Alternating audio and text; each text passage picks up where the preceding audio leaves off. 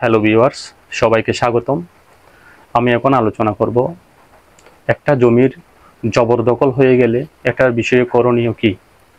তাহলে এটা হচ্ছে প্রকৃত মালিকের জমি, আর এটা হচ্ছে যিনি জবরদখল করেছেন তার জমি।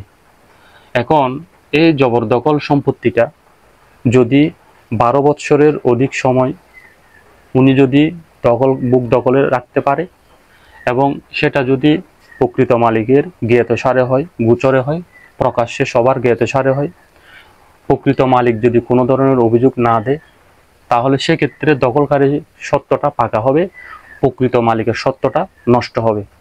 এখন প্রকৃত মালিক যদি এই জায়গাটা পুনরুদ্ধার করতে চায়, তাহলে সেক্ষেত্রে বেদখল হওয়া সম্পত্তি পুনর্দখলের জন্য 12 বৎসরের মধ্যে দেওয়ানি আদালতে মামলা করতে হবে।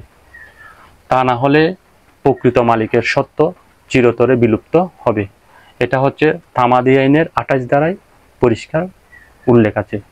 তাহলে এখন আমি যদি এই জবরদখল যে জায়গাটা সেটা যদি আমি আমার দখলে রাখতে যাই, সেক্ষেত্রে আমি 12 বৎসর সবার জ্ঞাতসারে বুক দখলে রাখতে পারলে এবং প্রকৃত মালিক যদি 15 বৎসর পরে গিয়ে এই জায়গাটা দাবি করে, সেক্ষেত্রে তামাদি আইনের 28 ধারা অনুসারে সে কোনো প্রতিকার পাবে না।